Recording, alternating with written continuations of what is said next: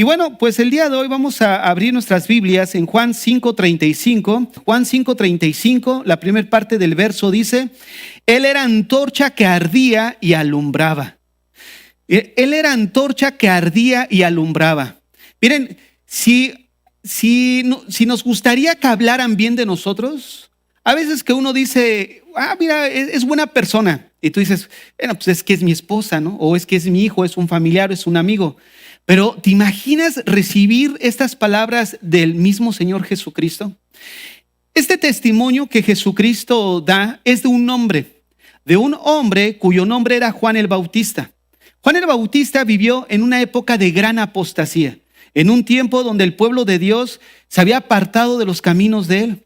Y suena irónico. ¿Por qué suena irónico? Porque precisamente en los tiempos de Juan el Bautista surgieron los grupos de fariseos y saduceos, gente muy religiosa, gente donde llevaban mucha vida piadosa externa. Sin embargo, llevaban una vida de apostasía. ¿Por qué? Porque se habían apartado de los caminos de Dios.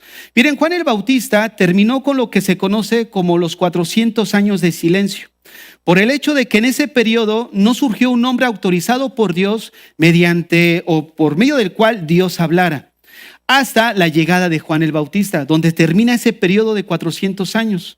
Los tiempos de Juan el Bautista pueden ser comparados como los tiempos de Elías. ¿Se acuerdan cuando el Señor le da testimonio de Juan el Bautista y dice, seguramente quiero decirles que él era el Elías que había de venir? ¿Por qué dijo eso? Bueno, porque los tiempos de Elías eran oscuros, en dos áreas, en la postura de gobierno, en la categoría de gobierno y en la categoría religiosa. En estas dos áreas era donde había gran apostasía y gran tiempo de oscuridad. Era algo similar en el tiempo de Elías. Vamos a ver un poco acerca de Elías, porque de ahí vamos a pasar a ver los tiempos de Juan el Bautista y vamos a comparar también nuestros tiempos. Miren, abran su Biblia ahí en primer libro de Reyes 16, del 32 al 33. Porque en los tiempos de Elías, el pueblo de Dios también se había apartado de los caminos precisamente del Señor y se volvieron a la adoración pagana. Ahora, esto sucedió en el tiempo precisamente del rey Acab y de su esposa Jezabel. Vean lo que dice el primer libro de Reyes. E hizo altar a Baal en el templo de Baal que él edificó en Samaria. Hizo también Acab una imagen de acera, haciendo así Acab más que todos los reyes de Israel que reinaron antes que él, para provocar la ira de Jehová, Dios de Israel. ¿Qué fue lo que hizo Acab? ¿Qué sucedió? Acab era el líder de una nación, en la nación del pueblo de Dios. Sin embargo, este líder los llevó a una adoración no al Dios verdadero, sino a dioses falsos. ¿Quién era Baal? Baal era considerado como el Dios que controlaba las lluvias. Por lo menos eso era lo que creían aquellos que adoraban a Baal.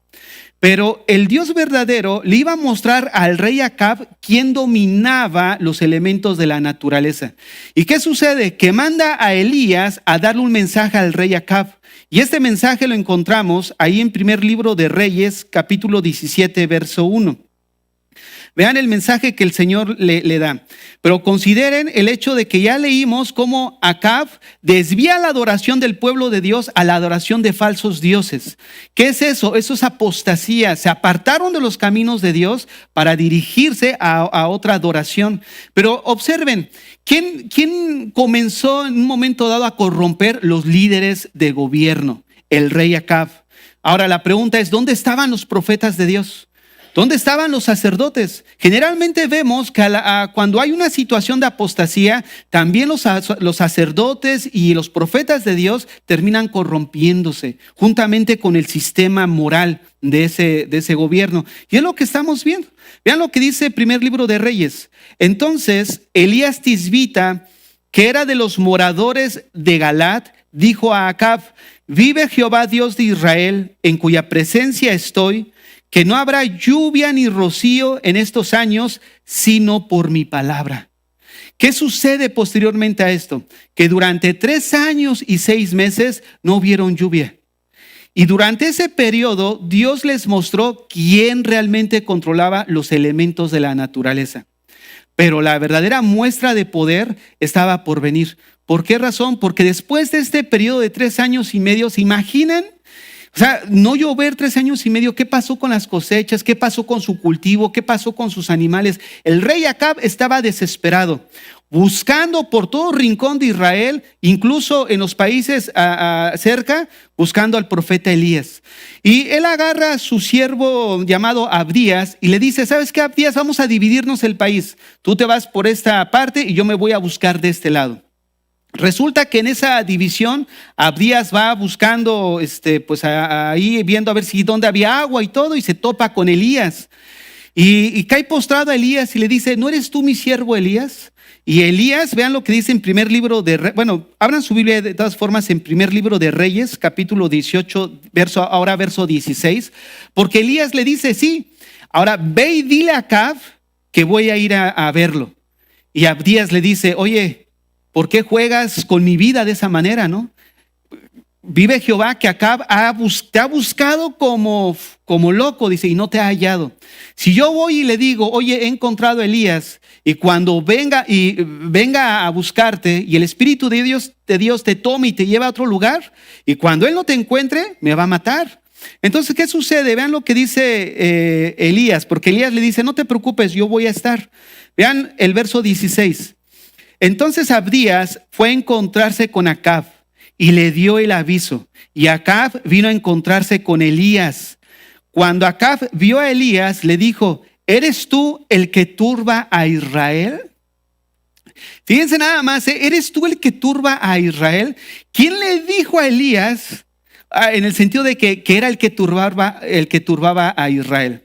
¿Acaso no fue Acab el que comenzó a turbar a Israel para desviar la adoración al Dios verdadero y a adorar a dioses paganos y falsos? ¿Acaso esto no nos llama la atención en los tiempos en los que vivimos? Cuando dicen, ¿acaso no son los cristianos los que turban la vida y la conciencia de la gente, que es libre de vivir como quiere?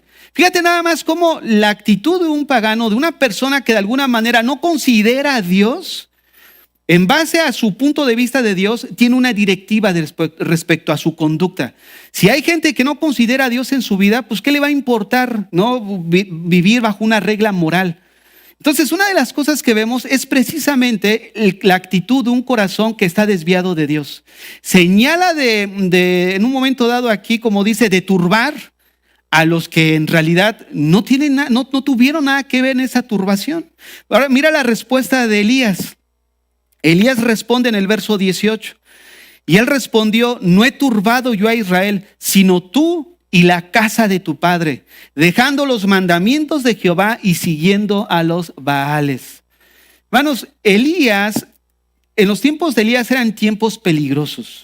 Eran tiempos ásperos, donde la sociedad estaba desprovista de cualquier virtud, entregada a la idolatría y a todo tipo de pecado sexual. Recordemos que la idolatría estaba siempre ligada a la diversidad sexual. Y realmente era así. O sea, siempre que había un culto de idolatría y de adoración, siempre había sacerdotisas que de alguna manera ofrecían su servicio de prostitutas, se corrompían. Y no faltaba uno que otro que ahí tenía una identidad equivocada, como lo que estudiamos la semana pasada. Elías estaba viviendo tiempos difíciles, peligrosos, ásperos. Eran tiempos donde estaba una sociedad desprovista de toda virtud, entregada a la idolatría y obviamente a todo desorden sexual. Pero el pueblo de Dios, el Israel de Dios, se había apartado de los mandamientos. Como hay muchas iglesias que yo les comentaba la semana pasada, que en base a esos maestros revisionistas que van y dicen, no, bueno, es que el problema de la homosexualidad Dios la trató porque lo que estaba prohibiendo era esa relación de amo-esclavo, cuando no había realmente un amor genuino. Entonces era la prohibición bajo ese contexto. No es bajo el contexto como lo estamos interpretando ahora. ¿Por qué? Porque eso es precisamente lo que enseñan. Van a ver situaciones que ya la iglesia entiende como una doctrina, una conducta desordenada, y lo quieren reinterpretar. ¿Para qué? Para de alguna manera alimentar las concupiscencias de su audiencia. Y es lo mismo que vemos en la actualidad, falsos maestros en la sociedad que lo único que buscan es alimentar la concupiscencia del mundo entero. El único que buscan. Y vamos a ver cómo Elías, como Juan el Bautista, ellos no eran de ese tipo de maestros. Dios manda a reunir a todo el pueblo. Iba a mostrar realmente quién era el que controlaba la naturaleza y sobre todo la lluvia. Manda a reunir al pueblo en el monte Carmelo y vean lo que dice el primer libro de Reyes 18, verso 19 y 21. Vamos a ver cómo Dios va a manifestar su verdadero poder. Envía pues ahora y congrégame a todo Israel en el monte Carmelo. Y los 450 profetas de Baal y los 400 profetas de Acera que comen a la mesa de Jezabel. O sea, los tenía ahí de compadres. Es increíble, hermanos. O sea, yo me acuerdo mucho de un congreso que fui, donde yo les he platicado que uno de los oradores, nada que ver, ¿no?, con el evangelio. Y la persona que me llevó, lo que más me impresionó, es de que estábamos en la enseñanza sentados, ¿no? Y me dice, no, pues si quieres vámonos. Porque lo que estaban diciendo nada que ver. Yo dije, no, pues ya estamos aquí, vamos a esperar. Yo quiero ver en qué queda todo esto. No, ya vámonos, no, pues estamos aquí. Termina todo y resulta que ya cuando nos vamos, lo que me sorprende es que todavía va el que me invitó, le dice al que predicó, bueno, le choca las manos, nos vemos en la casa, sí, ya sabes, o sea, con mucha cordialidad y confianza. Y yo me pongo a pensar, ¿cómo es posible que exista una relación de este tipo cuando qué relación tiene la luz con las tinieblas? Con esto no quiero decir que cortes la amistad, me estoy refiriendo que si una persona es celosa de las cosas de Dios, de alguna manera tú debiste de haber ya confrontado ese tipo de enseñanza. ¿Saben? Yo les he contado que ahí nos acabaron corriendo, porque precisamente yo fui y le dije, ¿por qué no les predicas el evangelio? No, yo se los prediqué, no es cierto, diles que se arrepientan, diles que esto, y que me responde, si yo les digo eso, se me van a ir de la iglesia. Yo le dije, sí, se te van a ir, pero es mejor herir con la verdad que condenar con la mentira. ¿No es cierto? Y es lo que está sucediendo. Hay muchos que se están condenando porque están comiendo la mentira. ¿Por qué? Porque buscan maestros que solamente satisfagan el oído y la concupiscencia del corazón humano. Pero mira lo que dice primer libro de Reyes. El verso 20. Entonces Acab convocó a todos los hijos de Israel y reunió a los profetas en el monte Carmelo. Y acercándose Elías a todo el pueblo dijo, mira nada más, ¿hasta cuándo claudicaréis entre dos pensamientos? Si Jehová es Dios, seguidle, y si Baal, id en pos de él. Y el pueblo no respondió palabra. ¿Te imaginas esa imagen tosca de ese Elías? O sea, Elías no encajaría con los predicadores modernos. Su vestimenta era tosca como su mensaje. Este Elías es un personaje increíble en el Antiguo Testamento. Miren, el mensaje de Elías mostró el celo por las cosas de Dios y por Dios mismo. Elías fue directo, no anduvo con rodeos, fue un mensaje claro. O Dios o tus ídolos, decide el día de hoy, pero no puedes seguir viviendo entre dos pensamientos. Es prácticamente lo que decíamos el día de ayer a los matrimonios. O sea, no puedes seguir claudicando entre dos pensamientos. Si Dios es Dios, entonces el Señor dice, ¿andarán dos juntos si no estuvieran de acuerdo? O sea, tú estarás caminando conmigo en tu matrimonio si no estás de acuerdo conmigo, que yo regí las normas de cómo debe de ser el funcionamiento del matrimonio. Pero ahora, ¿qué dicen? No, es que la mujer es un rol de acuerdo a la sociedad, o sea, es una construcción social. Entonces, si la mujer tiene este rol es porque se lo ha implementado la sociedad. Eso dice la Biblia, no. La Biblia dice que Dios, al ser el diseñador, le dio un rol específico a la mujer y un rol específico a los hombres. Decíamos ayer, nosotros no pusimos las reglas. Ya estaban cuando nos casamos. No, pero es que eso es machismo. No. Ve y alégate con el Señor. Ahora, que el hombre abuse de su autoridad, eso es otra historia. Pero en realidad eso no fue así. Ahora, hay una maldición donde dice que él va a abusar de su autoridad y ella va a buscar no someterse. Cuando se lee Génesis 3, pues ese no es el tema de hoy, pero además es para una introducción. Este Elías era de un espíritu fervoroso. Un espíritu fervoroso en comparación a la tibieza que manifestaba el pueblo de Dios. O sea, Acab dijo, ¿saben qué? Dejemos de adorar al Dios verdadero y pongamos unas imágenes y adoremos a Baal y a Acera. Y todo el pueblo dijo, amén, gloria a Dios. Nadie dijo nada. ¿Por qué? Porque sabían que esa Jezabel se los iba a echar.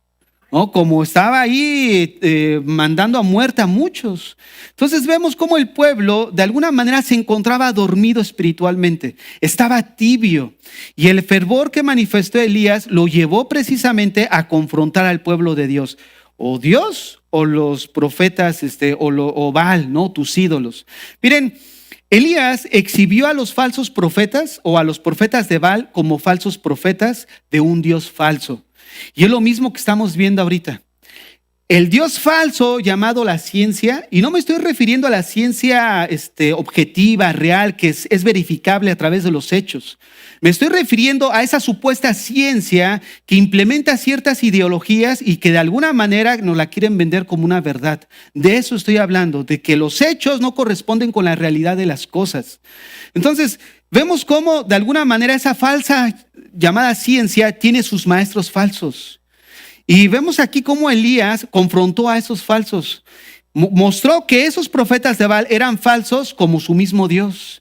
Y una de las cosas que hace rato le estaba mencionando es que la enseñanza pasada y esta me va a servir como fundamento para poder exponer lo que vamos a ver a continuación respecto a todo esto que está sucediendo en nuestro entorno. Y no podemos enmudecer como cristianos, ¿no? Una de las cosas que vemos es de que cuando suben al monte Carmelo, Dios le dice, Elías les dice, vamos a ofrecer un sacrificio y el Dios que responda con fuego, ese va a ser Dios. No, hagamos eso, ¿no? Amén, gloria a Dios. Cada quien hizo un altar, pusieron ahí su buey degollado y dice Elías, a ver, ustedes primero, ustedes que son más. Fíjate, eran 850. Y ustedes, a ver, ya están rompiéndose la piel, sacándose sangre, autoflagelándose y Baal, respóndenos, ¿no? Y Baal, y Elías riéndose, clama más fuerte, a lo mejor está dormido, dice Elías, ¿no? Y ahí están todos ellos. Dice, bueno, ya, ahora déjenme a mí. Y vean lo que dice el verso 36 de primer libro de Reyes 18. Primer libro de Reyes 18:36. Mira lo que dice. Cuando llegó la hora de ofrecer el holocausto, se acercó el profeta Elías y dijo, Jehová, Dios de Abraham, de Isaac y de Israel, sea hoy manifiesto que tú eres Dios en Israel y que yo soy tu siervo y que por mandato tuyo he hecho todas estas cosas. Respóndeme, Jehová, respóndeme, para que conozca este pueblo que tú, oh Jehová, eres el Dios y que tú vuelves a ti el corazón de ellos. Entonces cayó fuego del cielo y consumió el holocausto, la leña, las piedras, el polvo y aún lamió el agua que estaba en la zanja. Viéndolo todo el pueblo, se postraron y dijeron, Jehová es Dios, Jehová es Dios. Entonces Elías dijo, prended a los profetas de Baal, para que no escape ninguno. Y ellos los prendieron y los llevó Elías al arroyo de Cisón y allí los degolló. Qué falta de amor de este profeta, ¿no es cierto? Si ahorita Elías hubiera hecho esto, ese Elías no tiene amor. No, pobrecita de la gente, mira, sin piedad es este profeta. No, hermanos, estamos hablando de que lo que está en juego es el destino de las vidas de las personas. Es el destino eterno de las personas. Eso es lo que está en juego. Porque es mejor, como hace rato decía, herir con la verdad que condenar con la mentira. Ustedes saben cuántos falsos maestros y pastores y profetas van a estar en el cielo, que muchas de sus ovejitas los van a estar maldiciendo por no haberles dicho la verdad. Cuando Dios les diga al lago de fuego, malditos, para muchos parece irrisorio esto. ¿Cómo Dios lo va a hacer? No han leído la Biblia desde el Antiguo Testamento. No han leído minuciosamente cómo Dios responde en su celo santo en contra del pecado. Cuando nosotros pensamos que Dios no es capaz de hacer eso es porque no entendemos el carácter justo y santo de Dios. Dios no es corrupto como nosotros. Cuando nosotros pensamos que Dios no es capaz es porque lo estamos evaluando bajo nuestro propio criterio y bajo nuestro propio corazón corrupto. Y bajo nuestro propio corazón en un momento dado, pues así flexible y amoroso, Dios es amor, Dios es esto, y Dios es así efectivamente. Pero también es fuego consumidor. Y aquí vemos, manda a consumir a estos profetas que estaban desviando a una nación a la apostasía, a la condenación eterna. ¿Y qué sucede? Que Elías fue un hombre que confrontó la tibieza del pueblo de Israel. O Dios o los Baales, tus ídolos. Y la historia de Elías, en tiempos del rey Acab, quedaron registrados en la Biblia para recordarnos que no podemos ser tibios espiritualmente. No podemos vivir con tibieza nuestra vida espiritual. O sea, no podemos jugar. ¿Sabes cómo comienza la apostasía? ¿Sabes cómo comienza el hecho de decir, ay, bueno, sí es cierto, pues a lo mejor sí estamos equivocados, Dios no es tan malo y al final va a perdonar a todos? Ay, sí, cómo no. O sea, yo lo he dicho muchas veces, hay gente que cree vivir bien aquí y vivir bien allá, disfrutar aquí los deleites de la vida, placer y todo, y querer disfrutar en la eternidad. Y nadie que vive alejado de Dios aquí en la tierra crea que va a vivir cerca de Dios en la eternidad. Ese es el peor engaño. Y eso es lo que muchas veces estos maestros nos muestran. No, no importa, Dios incluye a todos. Sí, Dios nos incluye a todos en el momento del perdón y de su gracia, porque a todos nos recoge en el estado que estábamos. Pero esa misma gracia que nos recoge así no nos deja igual. Nos cambia, nos transforma, va obrando en nuestras vidas. Entonces, una de las cosas que vemos es de que este Elías confrontó esa tibieza espiritual. No podemos ser indiferentes, hermanos, ante estos falsos profetas que vemos a nuestro alrededor.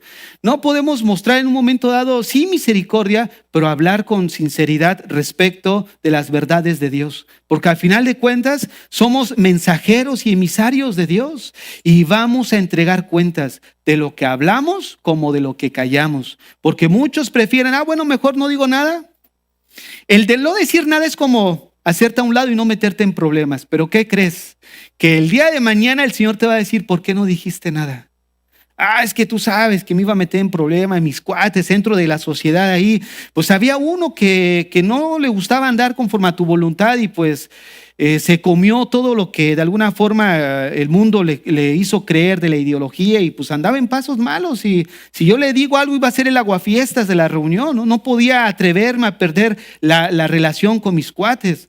Y fíjate, prefieren quedar bien con el amigo que quedar mal con Dios. Qué increíble. Nosotros no podemos ser así. Nosotros como cristianos no. Lo vemos en la Biblia. Elías no cayó. O sea, no se cayó. ¿Y qué creen? En los tiempos de Juan el Bautista tampoco. Por eso el Señor dijo que Juan el Bautista era el Elías que había de venir en cierto sentido, porque el ambiente de gobierno y espiritual estaba igual que en los tiempos de Elías. Juan el Bautista, en sus tiempos que él surgió, eran tiempos de gran oscuridad, de gran inmoralidad, de apostasía, tanto en la esfera de gobierno como en la esfera religiosa. Si era un tiempo tan oscuro como el que vivió Elías, donde todo el pueblo se había alejado de Dios, donde Elías se vio en la necesidad de correr, el tiempo de Juan el Bautista estaba igual. Tenía que enfrentar a la élite religiosa de Jerusalén, a los estudiosos, a los letrados de los fariseos y de los saduceos y de la élite de los sacerdotes. Pero resulta que Juan el Bautista fue un hombre de convicciones fuertes. No fue un hombre frágil, de débil convicción. No fue un hombre de doble ánimo que hoy dice me entrego a Dios y mañana se le olvida. No, Elías fue un hombre de convicciones y era precisamente lo que se requería. Un hombre de espíritu fervoroso. Un hombre como Elías que se pusiera enfrente del pueblo y les dijera o Dios o sus ídolos. Pero no hay más que dos caminos. Y los tiempos de Juan el Bautista también eran difíciles, duros de tratar, ásperos, donde vemos una descomposición moral en la sociedad y también dentro de la iglesia. Por ello se requería de un hombre que tuviera el mismo espíritu fervoroso que el profeta Elías. Por eso el Señor dice, Él es el Elías que había de venir. ¿Por qué? Porque tenía ese mismo fuego, deseo, pasión por las cosas de Dios para confrontar a la élite religiosa. Y no solamente ahí, todavía fue más allá, porque confrontó al mismo gobierno, como vamos a ver a continuación. Abran su Biblia en Lucas capítulo 1, verso del 13 al 17. Vamos a ver cómo Dios manda a Juan el Bautista, pero entendiendo los tiempos en los que le tocaba vivir, lo mandó a Juan un hombre que tenía el espíritu de Elías. O sea, esto no quiere decir que el espíritu de Elías estaba en él, sino habla del mismo fervor, del mismo deseo, de la misma pasión, el mismo celo. Eso habla del espíritu.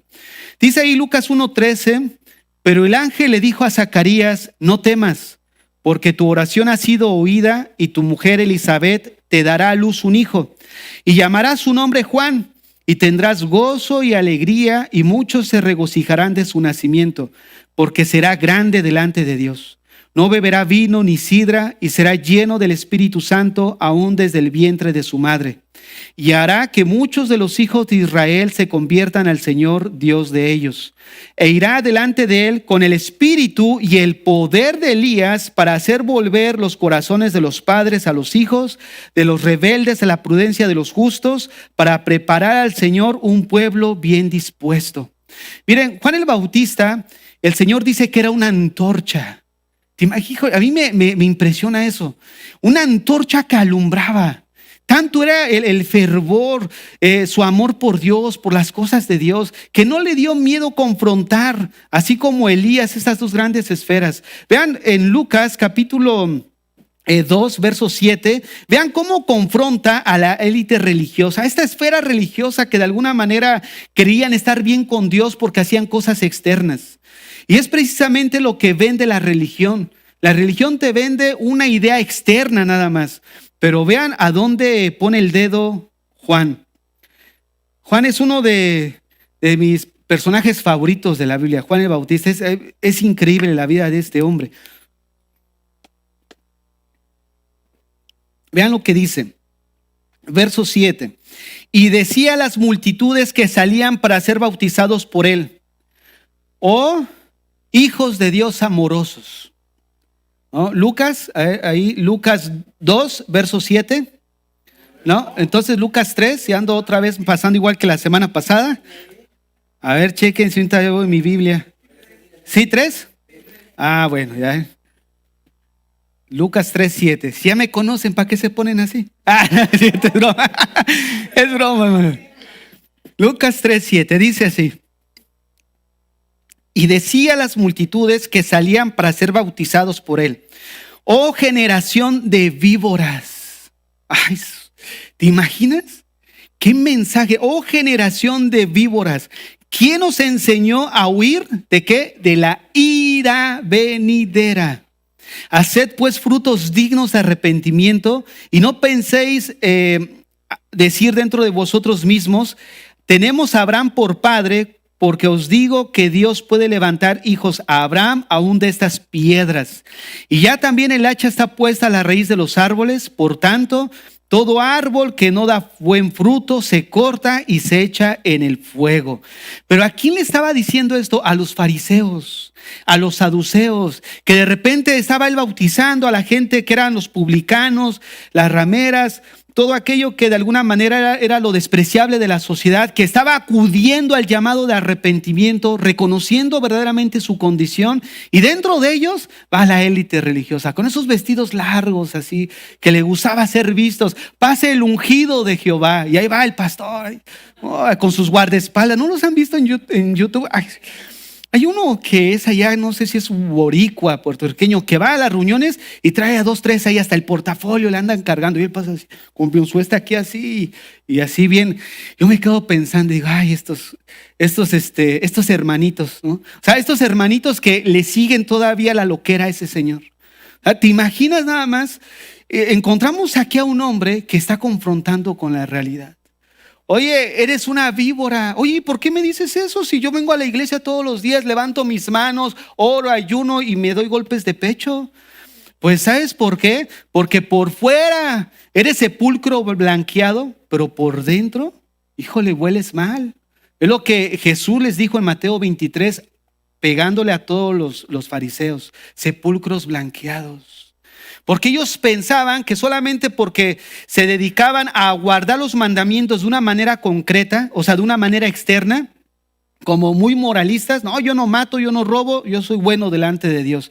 Y el Señor les dice, cuando Jesús viene y les da la verdadera interpretación, dice: tú dices que no eres un asesino, pero ¿qué tal en tu corazón? ¿Qué tal ese odio? A ver, hablemos de ese odio y ese rencor que hay en tu corazón. ¿Eso no te constituye en asesino delante de él? Oye, tú dices que no te has metido con nadie. Ay, qué santo eres. Pero ¿y qué tal esas veces que has adulterado en tu corazón? O sea, el Señor lo que les está mostrando es que los mandamientos no solamente regulan las conductas, regulan las intenciones del corazón. ¿Y qué hacían estos fariseos? Solamente apariencia externa. No, vengo a la iglesia, levanto mis manos, pero estás levantando tus manos y eres un rebelde delante de Dios. Estás levantando tus manos y has ofendido a Dios en tu corazón. Pero sí venimos y pensamos que ya como levantamos las manos, ya calmamos un poco la conciencia y otra vez nos vamos el fin de semana a darle vuelo a la hilacha. Ya el próximo domingo ya venimos aquí a darnos golpes de pecho otra vez. No, Juan le dijo, oye, generación de víboras, ¿quién os enseñó a huir de la ira venidera? O sea, ¿qué quiere decir esto? Que aun cuando se daban golpes de pecho, la ira de Dios estaba sobre ellos. Y ya no quiero regresar a esos versículos que ya los vimos casi domingo tras domingo. Juan 3, Colosenses 3, Efesios 2, donde habla de la ira de Dios sobre aquellos que practican estas cosas. Romanos 1, 18. ¿No? Porque la ira de Dios se revela desde los cielos contra toda impiedad y rebelión, ¿no? De los hombres. Entonces vemos constantemente que la ira de Dios pende o está y va a caer sobre aquellos que de alguna manera no proceden al arrepentimiento. Vamos a leer Lucas 3:10. Y la gente le preguntaba diciendo, fíjate nada más, la respuesta de la gente a un mensaje genuino. ¿Qué haremos? Respondieron y le dijeron, respondiendo a él, les dijo, mira, el que tiene 2 túnicas, que dé al que no tiene. ¿Qué quiere decir esto? ¿Que nos debemos de despojar de las cosas? Mira, déjame decírtelo. Esto quiere decir que el verdadero cambio había surgido en la vida de estas personas, que se iba a exteriorizar mostrando el amor, la compasión, la misericordia. Cuando el joven rico llega y le dice, Señor, pues déjame seguirte. ¿Qué tengo que hacer para heredar el reino de los cielos? Y el Señor le dice, ¿has guardado los mandamientos? Desde mi juventud, hasta de memoria, el derecho y el revés me lo sé. ¿Y qué le dice el Señor? Anda, vende todo lo que tienes y vas. ¿Por qué le dijo el Señor eso? ¿Qué relación tiene eso? Mira, los 10 mandamientos, ¿qué mostraba la segunda parte a partir del mandamiento 5 hasta el 10º? Mostraba el amor hacia las otras personas. Jesucristo lo dijo. Los mandamientos los resumió en 2: amar a Dios primeramente sobre todas las cosas y amar a tu prójimo como a ti mismo. Cuando el Señor le dice vende y repártelo, era una evidencia y una muestra de que realmente amaba a su prójimo. Y que no es de porque se tenía que deshacer de las cosas, en el sentido de que es malo tener, sino era lo que había en su corazón, que estaba agarrado a esas cosas. Y una de las cosas que dice el Señor, bueno, si tú tienes en un momento y quieres entrar a Dios y dices que has guardado todos tus mandamientos, los mandamientos de Dios lo vas a manifestar mostrando misericordia y compasión con el necesitado. ¿Por qué? Porque la vida cristiana es de carácter, hermanos. No es de conocimiento, ni de tener, ni de hacer, es de carácter, lo que somos. Un cristiano debe de ser lo que es dentro y fuera, en sus actividades y en su conducta. Vean lo que dice a continuación el verso 10. ¿Qué haremos? Verso 11, respondiendo les dijo, el que tiene 2 túnicas, dé al que no tiene. Y el que tiene que comer, haga lo mismo. O sea, mostrando ese carácter misericordioso. Verso 12, vinieron unos publicanos para ser bautizados y le dijeron, ¿qué haremos? Y les dijo, ya no seas tranza. En el término ya coloquial. ¿Quiénes eran los publicanos? Eran aquellos que compraban ciertas, ¿cómo se les llama cuando agarras? Compraba una franquicia al emperador, al Imperio Romano, y de alguna manera recolectaban los impuestos para Roma, pero se los recolectaban al mismo pueblo, a su mismo pueblo, al pueblo judío. Por lo tanto, eran considerados traidores, eran como parias, si no me acuerdo el término, pero de alguna manera eran vistos como traidor, y era Mateo, uno de ellos. Entonces ellos llegan con Juan porque ellos acostumbraban a cobrar de más para meterse y embolsarse pues una parte. Y cuando ellos le preguntan, ¿qué haremos?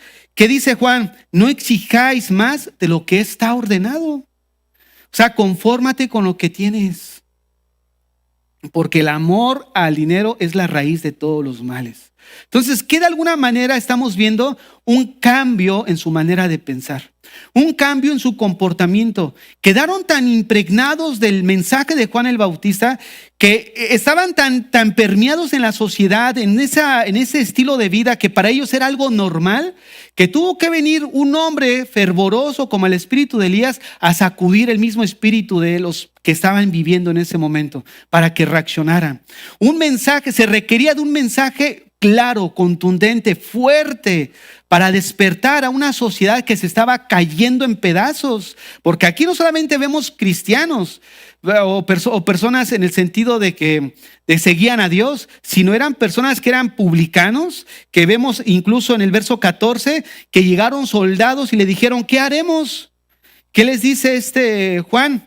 No hagáis extorsión, no calumnies, está contento con tu salario. Y si estuvieran ahí los de tránsito, también les diría, ya no estés ahí, ¿no? En los países esos de tránsito que de plano más andan viendo a ver qué para sacar su semana, ¿no? Pero fíjate, vemos un cambio de vida, vemos un arrepentimiento genuino, porque el arrepentimiento, hermanos, no es llorar solamente, no es ay, mira, esa persona sí se arrepintió. ¿Por qué? ¿No viste cómo lloró en la reunión? ¿No viste cómo estaba tan quebrantado? Ah, bueno, pues ahora vamos a ver las evidencias. ¿Por qué? Porque Juan el Bautista les dice, hey, quítate de ahí, víbora. Haced pues frutos dignos de arrepentimiento. Si tú dices que realmente vienes al bautismo, es reconocer que estás equivocado. Porque el bautismo de Juan era para arrepentimiento. Era para que todo aquel que viniera a ser bautizado era porque realmente reconocía que había ofendido a Dios. Realmente reconocía que se había apartado de los caminos de Dios y requería volver a restablecer su relación con Él. Entonces, cuando vienen ellos y dijeron, no, pues yo también, dice, no, primero muestra evidencias de tu arrepentimiento. Si realmente estás arrepentido, se va a ver en los frutos que vas a dar. Y ese es el punto, donde nosotros como cristianos, si hemos respondido al arrepentimiento genuinamente al Señor, vamos a dar estos frutos. Juan el Bautista, igual que Elías, no encajaría con los predicadores modernos. Su manera de vestir de él era tosca como su mensaje y su manera de predicar. Arrepentíos, manada de víboras. Qué increíble mensaje de él. Juan el Bautista no era complaciente. No era de ese tipo de predicadores que de alguna manera alimentaban la concupiscencia de la gente. No, pues les vamos a dar lo que quieren. Como dicen algunos predicadores, es que eso es lo que quieren, pues vamos a darles. ¿Por qué? Porque a más número, pues mayor ingreso. ¿Por qué? Porque ahora las ovejas se han convertido en signo de dólar, ¿no? Y ya no se ocupan en alimentar a las ovejas, se ocupan de las cosas que ellos tienen. Ven y pacta con Dios. Ven y pacta de a 100, de a 200. Esos hay que darles con todo, hermanos. Como Elías, llévalos a Monte Carmelo y hay que degollarlos. ¿Por qué? Porque de alguna manera están llevando al pueblo a la apostasía. Pero hay muchos que se creen más bondadosos que Dios. Ay, ¿y por qué señalas a esos que están ahí? Mira sus mega iglesias. Espérate cuando estemos allá con el Señor. A ver si es cierto que esas mega iglesias van a testificar que realmente predicaron el evangelio. Muchos de ellos nada más están para sus concupiscencias, hermanos. Nosotros necesitamos discernir a quién estamos escuchando y qué es lo que estamos viendo. Porque tarde o temprano se comienza a abrir la brecha. Y ya cuando veamos, ya estás también allá con los de pare de sufrir, ¿no? Porque ya no quieres sufrir. No, consideremos nuestros caminos. Y Juan el Bautista, de alguna manera, él menciona su mensaje claro. No era alguien complaciente que alimentaba las concupiscencias de la gente. Su mensaje no era lisonjero. Miren, híjole, es que es increíble. Hay lugar, yo conozco que personas que mis oídos lo escucharon. Pastor, es que allá dice, pues hay personas que nomás no se conducen bien y todos lo saben, dice, y el pastor lo sabe. Yo le digo, ¿y no hace nada? No, pastor, ¿y por qué? Pues es que es el que da más. ¿Cómo que es el que da más? Sí, dice, no, y si se enoja y se va, pues ¿qué van a hacer en la iglesia? Hermanos, eso es algo que es una Es una corrupción total en el corazón de las personas. Y saben, lo tenemos de vecino, está aquí cerca. Está aquí cerca y es de esos de G12. De esos de que realmente es una situación difícil y lamentable en el momento en el que estamos. ¿No? Hasta aquel superapóstol que se cree que acaba de comprar una iglesia aquí por Sherbrooke, una iglesia católica, que él dice que, por ahí me contaron también que toda iglesia que se abra tiene que ir a reportarse con él. Ay, hermano, Dios mío, si estuviera Elías, si estuviera Juan el Bautista, ¿qué les diría? Llévalos al Monte Carmelo y vamos a ver el Dios que responda, vamos a ver. Porque es el Dios que de alguna manera está respaldando a ese profeta, a ese maestro. El mensaje de Juan el Bautista era aterrador en cierto grado. ¿Por qué era aterrador? Porque predicaba de la condenación inminente. Una condenación y una catástrofe que solo puede ser evitada a través de la conversión genuina, radical, no solamente de mente, sino de corazón. ¿Por qué? Porque muchos solamente vienen emocionalmente. Ay, sentí bonito. No, hoy no estuvo Dios porque no, ni sentí nada. O sea, vivimos en un evangelio de sentimientos, donde si no sientes, crees que Dios no estuvo ahí. No, vivimos de alguna forma, estamos tan tibios espiritualmente. Entonces, una de las cosas es que el evangelio toca las emociones efectivamente, pero también la mente. ¿Por qué? Porque el evangelio dice cambia tu manera de pensar. Te va renovando. Yo pensé que ser hombre era esto. Ir como Pancho Villa con sus 2 mujeres a la orilla. No, yo pensé que ser mujer era esto. Si me la hizo, me la paga y la aviento el sartén. No, pero ahora veo que lo que es ser cristiano es esto. Lo que es ser mujer y lo que me hace más femenina es ser como Cristo. Lo que me hace más masculino y ser varonil es ser como Cristo. Y ves el parámetro y el patrón que ahora tenemos. No es el mundo, no es la cultura, no es lo que te enseñaron. Yo sé que muchos van a decir, pero yo no soy responsable de en un momento dado porque me tocó vivir así, estar en un hogar disfuncional y todo. Pues déjame decirte, Dios no te responsabiliza por eso. Lo que Dios te responsabiliza es de cómo vas a responder ante esa situación, porque en eso sí eres responsable. Ahí sí tú tomas la decisión de amargarte o de buscar a Dios para surfear esas situaciones difíciles y encomendarnos al Señor.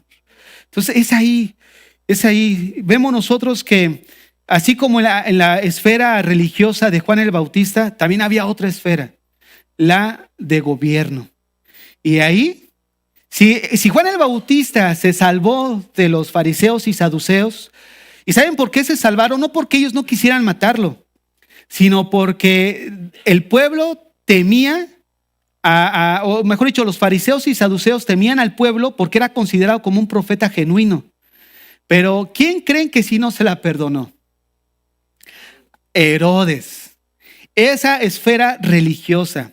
Y déjame decirte algo, cuando Herodes fue a Roma y estuvo allá, pasó ahí a la casa de su hermano Felipe y ahí conoció a esta mujer, a la hermana de su hermano. A la esposa de su hermano. ¿Y qué hizo? Pues se le hizo bien fácil.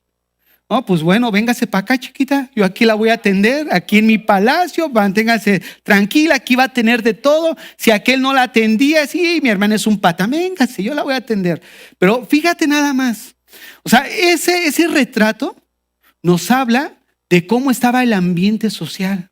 O sea, no le importaba que la sociedad supiera que estaba con la esposa de su hermano. ¿En qué momento estamos nosotros? No les importa. No les importa en un momento dado ya qué afín son dentro de la diversidad sexual. No les importa escoger su manera de vivir. O sea, vivimos una sociedad igual cauterizada en su conciencia. La semana pasada hablábamos del siglo pasado, que abarcaba de los 1800 a los 1900, si no me equivoco. O de los 800 a los 2000. Bueno, el asunto que vimos las 2 generaciones, la generación de nuestros padres, donde en esa generación y en ese tiempo solamente se consideraban 2 sexos. Pero ya en los que nacimos del 2000 para acá, o sea, esa diversidad sexual, se disparó y ahora miren, hay de lo que tú quieras de ser. chocolate, caramelo, de lo que tú escojas y lo que tú quieres. O sea, hay hasta para elegir y hasta para llevar. O sea, hermanos, Juan el Bautista vivía en esa misma época. Vean lo que dice Marcos 6:17. Marcos 6:17.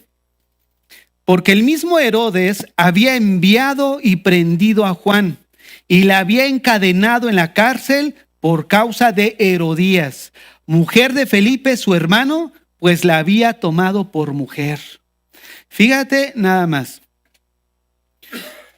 Herodes no le importó lo que dijera la gente. ¿Por qué? Pues que al final era la misma situación. O sea, todo era...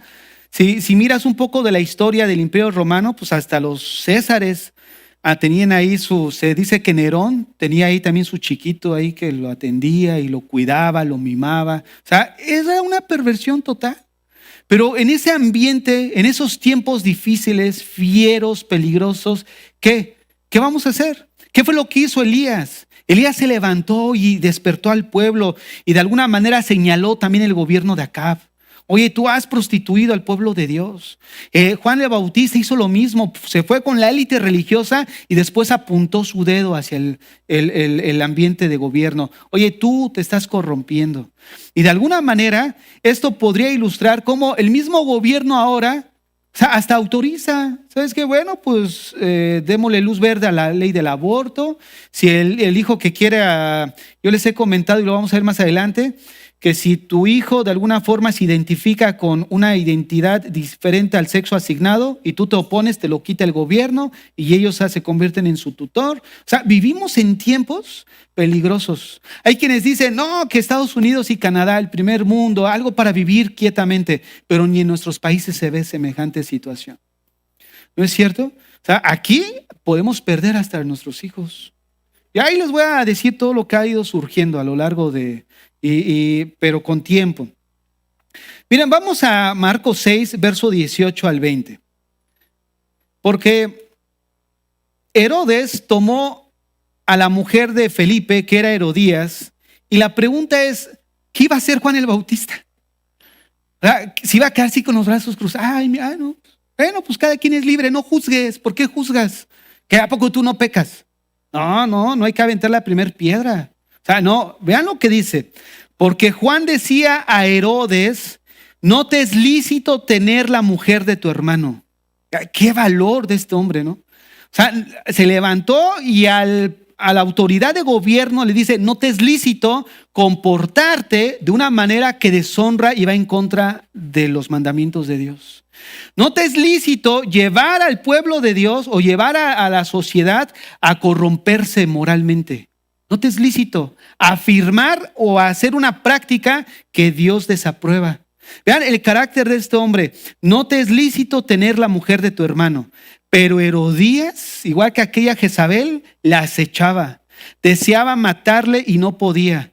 Porque aún Herodes temía a Juan, sabiendo que era varón justo y santo y le guardaba salvo. Oyéndole se quedaba muy perplejo, pero le escuchaba de buena gana. Él decía, pues como cuando Pablo dio su testimonio ante igual los reyes que lo tenían ahí encarcelado.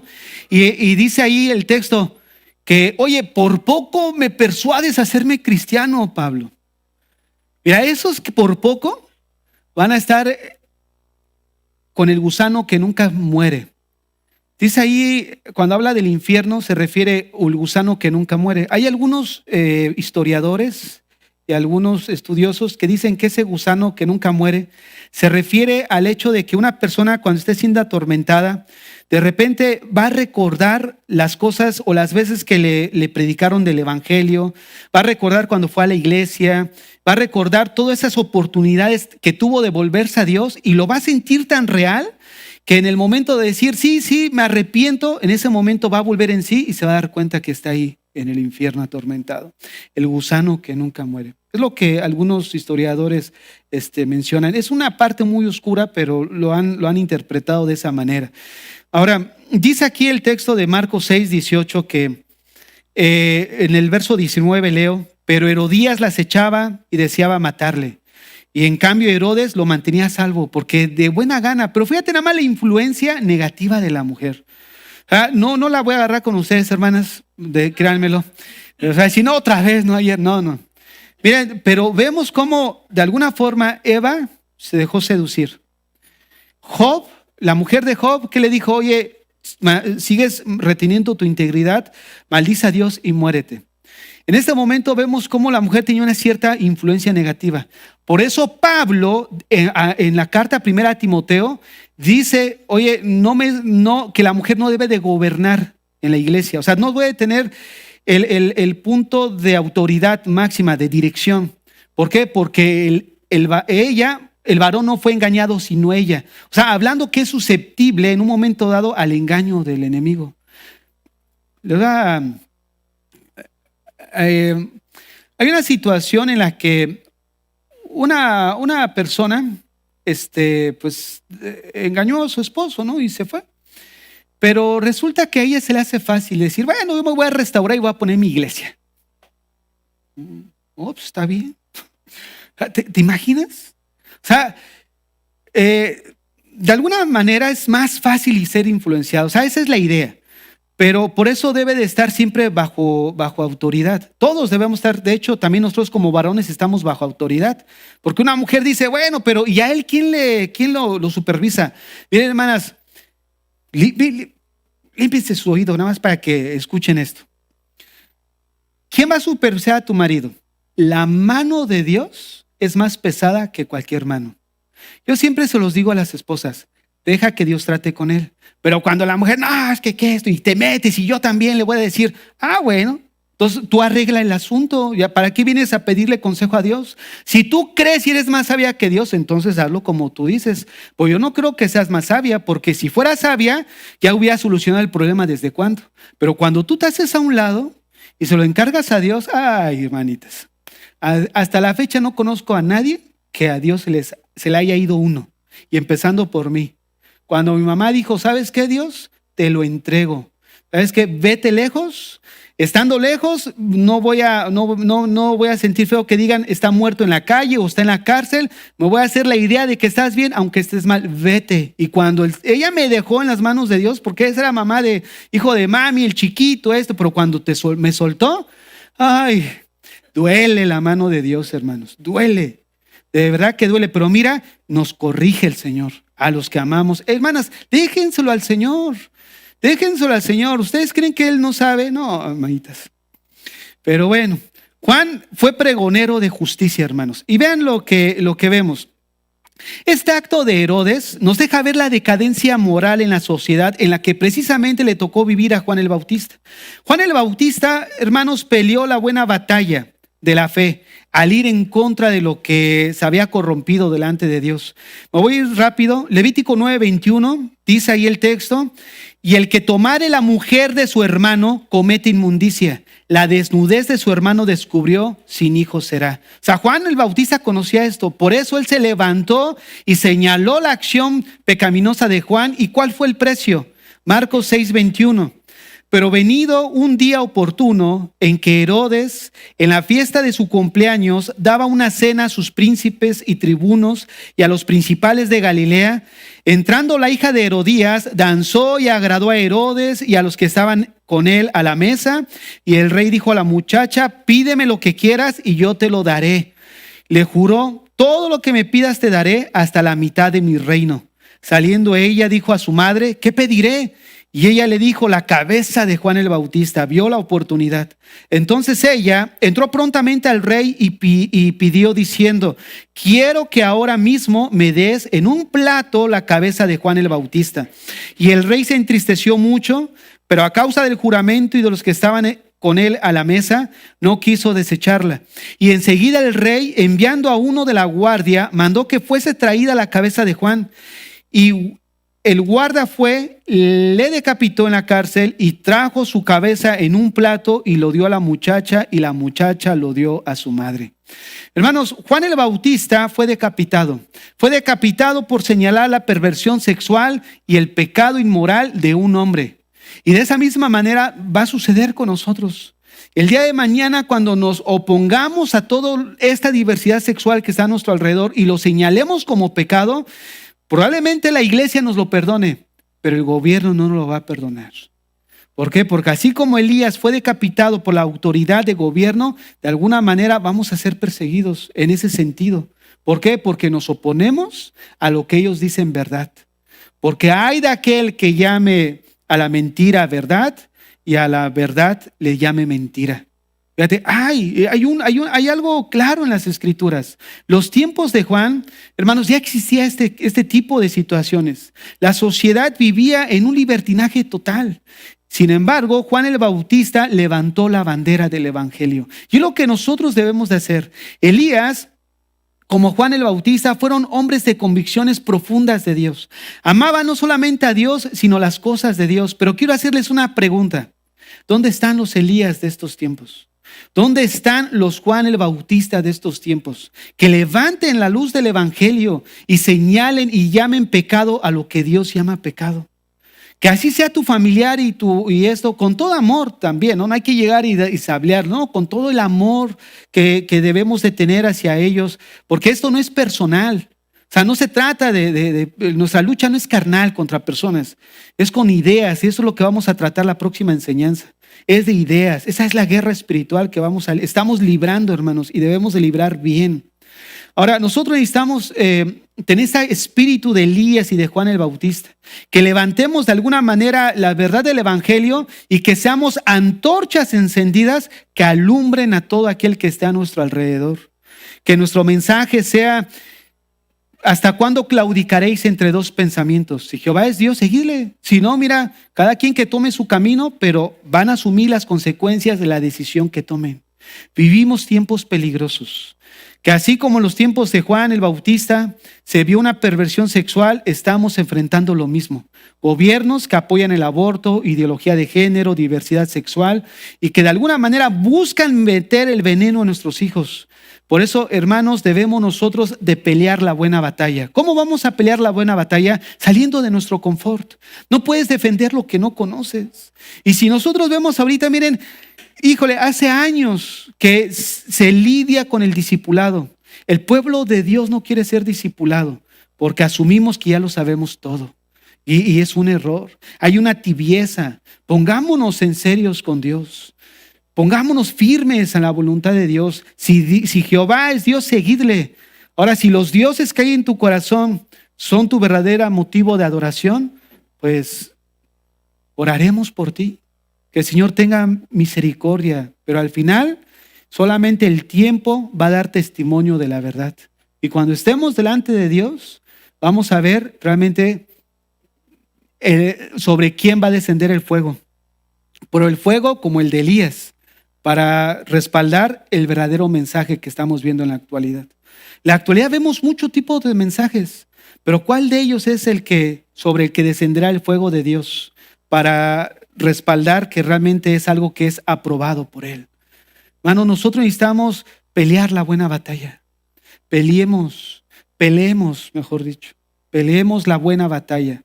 Marchemos firmes. No va a ser fácil, pero necesitamos tener esa convicción de Elías y de Juan el Bautista. Despidámonos en oración.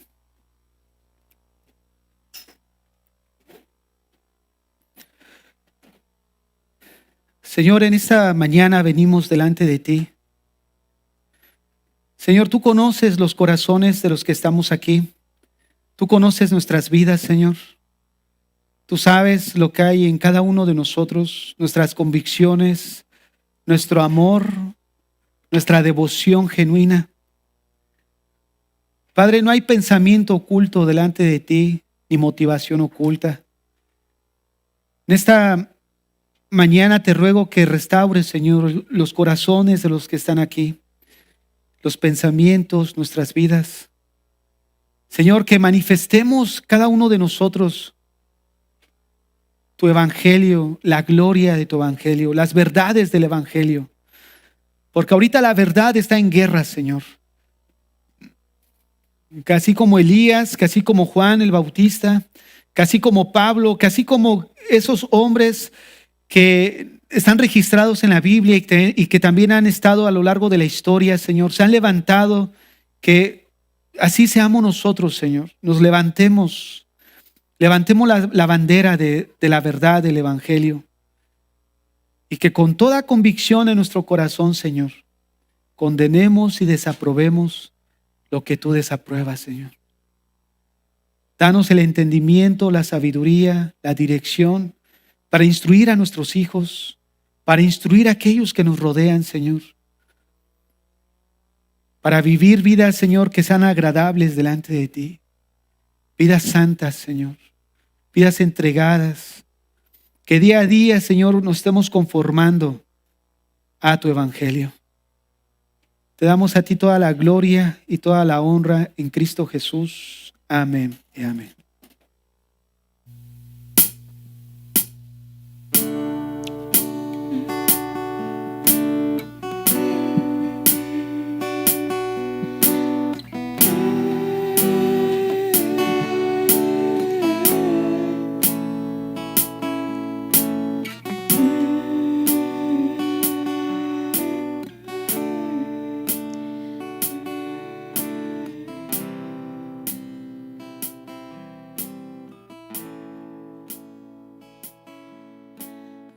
Este